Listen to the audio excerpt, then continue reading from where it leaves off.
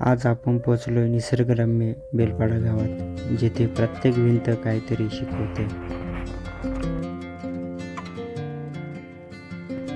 शेतीचं काम सुरू करण्याआधी लागणारा आहे एक महत्त्वाचा अवजार, कुदळ. आता सुरू होतो खरा प्रवास, डोंगर दऱ्यामधून पायवाटाने आपल्या शेताकडे.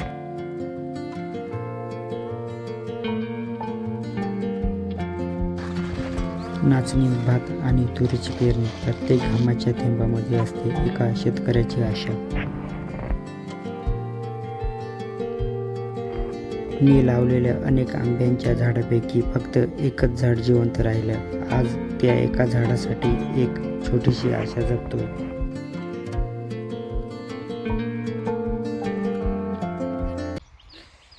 तर मित्रांनो, हा आमचा बेलपाडा आहे, बघून घ्या.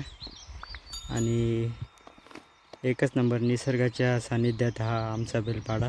पूर्ण हिरवगार आहे, साईडनी डोंगर दऱ्यामध्ये आहे.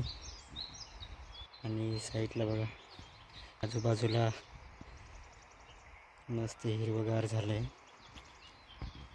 नमस्कार मित्रांनो, मी वैभव राऊत आणि आपल्या यूट्यूब चॅनलमध्ये स्वागत आहे. तर मित्रांनो, आज मी बेलपाड्यामध्ये आलो आहे आणि थोडंसं शेतामध्ये काम आहे. म्हणजे नाचणी पेरायचे आणि तुरी पण पेरायचे. तर आपण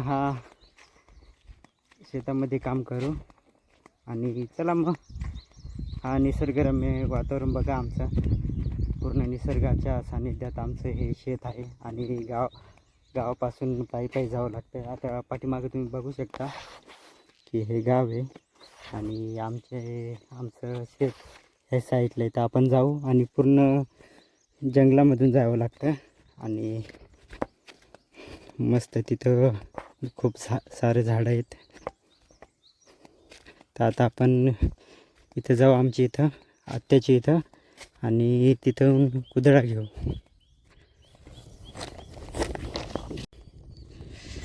आणि इथं मस्त भाताचं रोप उगलं आहे अजून थोडंसं. आणि आज ऊनही पडलं आहे, मस्त वाटते बघा, हिरवगार.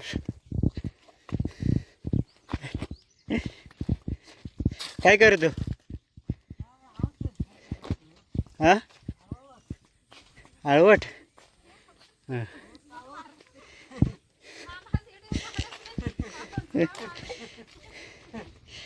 काय करते? केस विचारते. हा का? कुदळा आहे का? नाही, कुदळा लागत होता मला.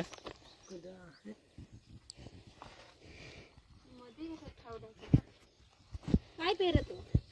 हे नागली आणि तुरी.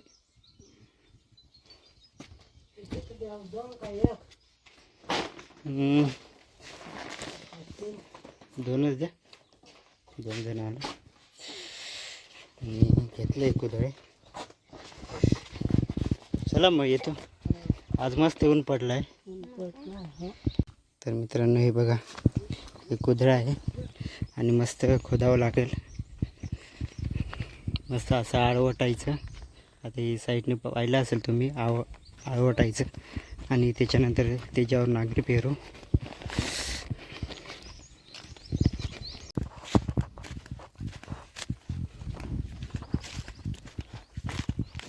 आणि आमच्या इकडं जाण्यासाठी काही गाड्या जाणार नाही. आता तुम्हाला रस्ता दाखवतो मी, पाय वाटच आहे.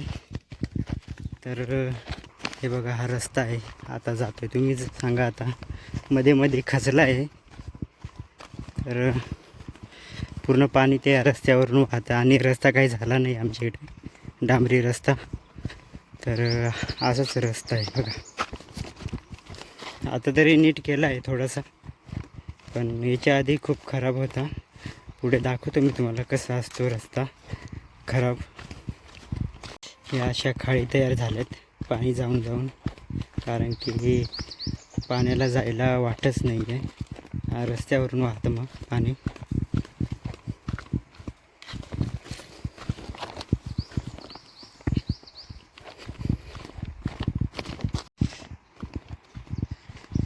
आणि बघू शकता मित्रांनो, हा रोड बघा कसा झाला आहे, पूर्ण पाणी रस्त्यावर होतं. आणि खाली बघा किती छान वाटते हा दृश्य, पूर्ण हिरवगार. खाली नदी आहे, तुम्हाला आता दिसते का, खडूळ पाणी असेल बघा. आणि साईडला खाली आहे आमचं शेत, म्हणजे ह्या अशा डोंगराला लागूनच असं शेत आहे, उताराच्या साईडनी.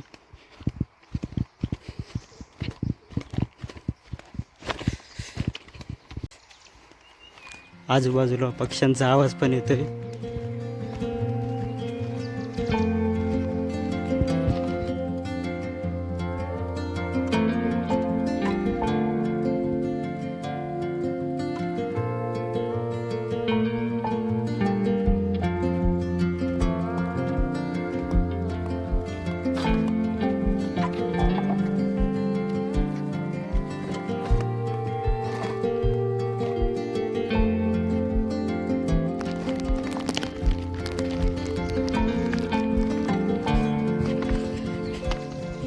तर असं उतरावं लागतं बघा.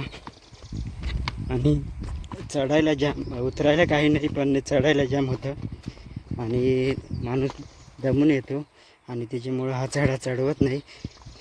तरी आज पाऊस नाही आहे, ऊन पडलं आहे म्हणून काही नाही तर इथून पाणी वाहतं आणि चप्पल वगैरे घसरते.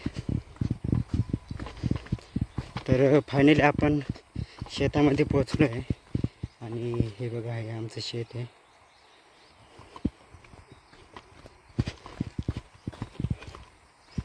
आणि तर मित्रांनो, आजूबाजूला तुम्हाला दिसत असतील झाडं खूप आहेत आणि सर्वात जास्त सादडाचे झाडं खूप आहेत. हे बघ, हे सादडे आहे आणि खूप उगतात, अशा बिया पडतात खाली, खूप त्याचे बिया पडतात आणि खूप उगतात. आणि साईडना बघू शकतात सर्वीकडे सादडाची झाडं आहे, सागाची पण झाडं आहेत आणि हे मोहाचं झाड आहे. हे बघा, हे मोहाचं झाड आहे.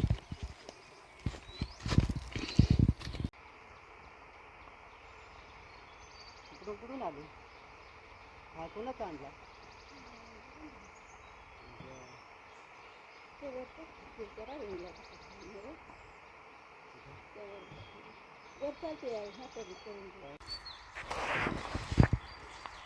तर मदर भात पेरते आहे आणि पेरल्यानंतर असं हे कुदळा घेऊ आणि थोडंसं कुदळून देऊ, असं वकरून वकरून द्यायचं. तुम्हाला दाखवतो मी. आता भात पेरून घेऊ आणि हे थोडंसं पातळ उगलं आहे.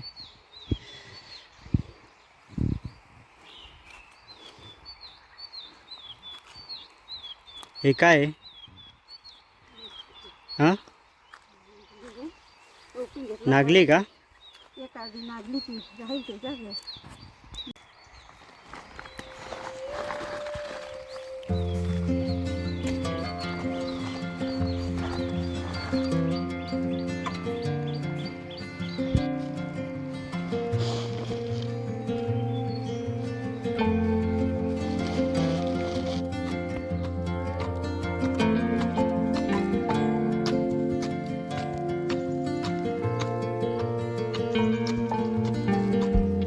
आणि मदतीला पण आलेत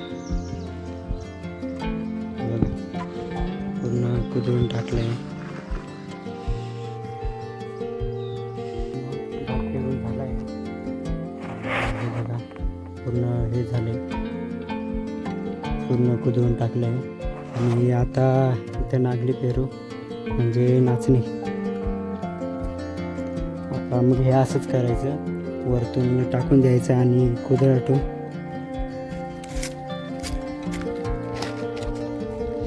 आणि हे मध्ये मध्ये आम्ही तुरी पण पेरतो, म्हणजे सरळ लाईनीमध्ये, म्हणजे भात खणून झाल्यावर तुरी राहतील.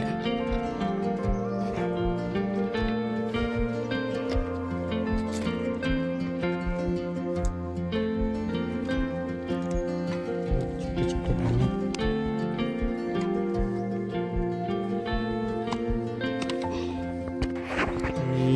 ही मुंगी घेऊन जाऊ राहिली बघा,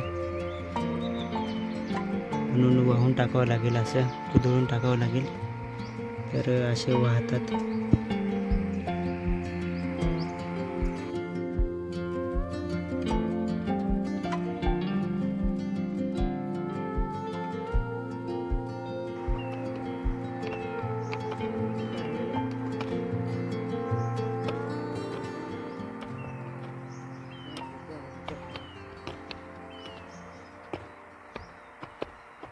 आणि फायनली नागले पेरून झाले आहे. त्याच्यानंतर भात पण पेरलं आहे आणि खूप घाम आला आहे मित्रांनो, बघू शकता तुम्ही. मध्ये मध्ये पाऊस पण पडला होता पण घामच खूप येईल, कारण की माझ्या हातावरून बघू शकता तुम्ही, हात आणि चेहरा पूर्ण घामाने झाला आहे. आणि बघू शकता ही किती खोदून टाकले आम्ही, बघा खणून टाकले सांगतात. आणि या साईडला पण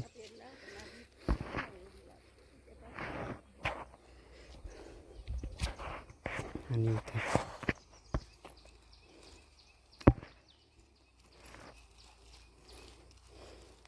तळ्यात खूप निघत आहे, तुम्हाला दाखवतो. आता मला तर माहीतच आहे, पण तुम्ही सांगा, तुम्ही काय सांगता तिकडं, तुमच्या इकडं आता बघ, इथं पण आहे बघा. तर घोळका असतो एकत्र. ठीक आहे, इथं पण खूप आहेत, इकडं आहेत. तर कमेंट्समध्ये सांगा काय सांगता तुमच्या इकडं. आणि मित्रांनो तुम्हाला एक सांगायचं आहे, आमच्याकडे आऊत नाही आहे आणि ट्रॅक्टर पण नाही आहे, त्याच्यामुळं असं खोदावं लागतं. आणि डोंगर साईडने असतं, तुम्ही विचार करा, छोटंसं ट्रॅक्टर जाईल म्हणजे छोटंसं जे अवजार असतं ते, पण हे हातानेच काम करावं लागतं. आता इथं तर काही नाही, किरकोळ आहे, पण आजूबाजूला बघू शकतात तिथं अवजारं वगैरे जाणार नाही. या ठिकाणी तिथं मानवालाच काम करावं लागतं, म्हणजे आपल्यालाच काम करावं लागतं. आणि हे असं खोदलं आहे बघा, नाहीतर मशिनरी जर लावली असती ते इझी झालं असतं. ट्रॅक्टर आणायचं आणि त्याच्याने काम करून घ्यायचं, एकदम सोपं आहे. पण काही गोष्टी, सर्व गोष्टी पैशानेच नाही होत. आता इथं खर्च पण लागला असता आणि थोडीशीच आहे, त्याच्यामुळं आपण हाताने केलं तर थोडेसे पैसे बचत होते, त्याच्यामुळं असं खोदलं आहे आम्ही. तर एवढेच याचं मग 500-600 रुपये गेले असते, त्याच्यामुळं आम्ही हातानेच केलं आहे. एवढंच सांगायचं होतं. नाहीतर कुणी पण सांगेल की हाताने का बरं करतात, हाताने, पण आमच्या इकडं आदिवासी भागामध्ये हे हातानेच केलं जातं. तिथं ट्रॅक्टर जाते तिथं करतात, काही नाही आहे, पण डोंगर भागामध्ये असंच केलं जातं. तर भरपूर आंबे लावले होते मी, पण आम्ही राहतो पेठला आणि इकडं कोणी राहत नाही, त्याच्यामुळं दुर्लक्ष होतं. आणि आंब्यांची काळजी पण घ्यावं लागते, रोपांची. पाणी नाही आहे, उष्णता खूप असते, त्याच्यामुळं उकडा पडतो आणि झाडं मरून जातात त्याच्यामुळं. आणि दुसरं कारण म्हणजे जनावरं आंब्यांना खातात आणि पालापाचोळा उन्हाळ्यात, आणि मग मरून जातात सगळं. या असं मरून जातात. आता हा जगला होता, पण याच वर्षी हा मेला आहे आंबा. आणि एक ते कोपऱ्यामध्ये फक्त जगला आहे, नाही तर इथून पूर्ण आंबे लावले होते मी, पण आता काहीच नाही राहिले. बघा खड्डे तुम्हाला दिसत असतील, इथं खड्डा, त्याच्यानंतर इथं खड्डा, इथं पण लावला होता हा खड्डा. काहीच नाही राहिलं, कारण की आंबे लावले तर त्याची काळजी पण घ्यावी लागते, आणि काळजी काही झाली नाही माझ्याकडून. पण एक जगला आहे, त्याला आपण आता आळा करू. ते बघा मरून गेलं आहे, बघा वाळून गेलं आहे पूर्ण.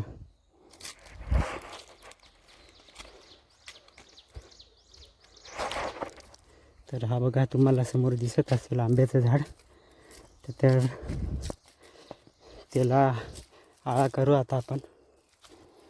आणि एक बिचारा एकटाच जगला आहे एवढ्या याच्यामधून, तर त्याची पण काळजी करू आता. आलो इथं आळा करून घेऊ त्याला.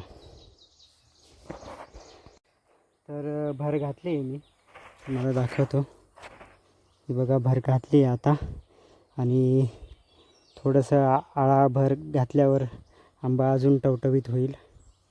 आणि असं थोडंसं येल्लो पिवळ्या रंगाचे पानं पडलेत, तर असं पडायला नको, हिरवगार पाहिजे होतं. पण पाण्याच्या अभावामुळं किंवा त्याला मिळणारे जीवनसत्व भेटले नसतील, त्याच्यामुळं हे असे पिवळे पानं पडलेत. आणि पावसाळ्यामध्ये खूप किडे पडतात, पानं खातात. आता हे बघा, ही पानं खालेत तर कीड जास्त पडते, त्याला फवारणी पण करावी लागते. तर आता एवढंसं केलं आहे एक आंब्यासाठी, तर भविष्यात लावू आंबे आणि त्याची नीट काळजी घेऊ. फुलाचे झाडं पण लावलेत. भारी वाटतं हे सर्वीकडे बघा.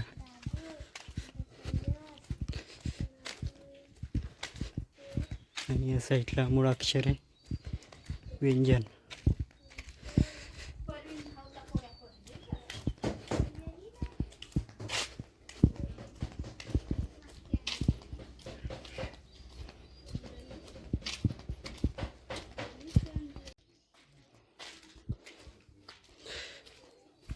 सर्वीकडे बघा मूळ अक्षर आहे पोरांसाठी शिकण्यासाठी, आणि सर्व ठिकाणी असं पाहिजेच. आणि इथं स्पोर्ट ॲक्टिव्हिटी, इथं बघा, स्वच्छता आपल्या दारी हीच पंढरीची वारी. सर्व घरांवर नाव टाकलेत आणि हे सर्व स्वदेश फाउंडेशनने केले वाटतं. आणि हे गाव पण डेव्हलपमेंटसाठी घेतलं आहे.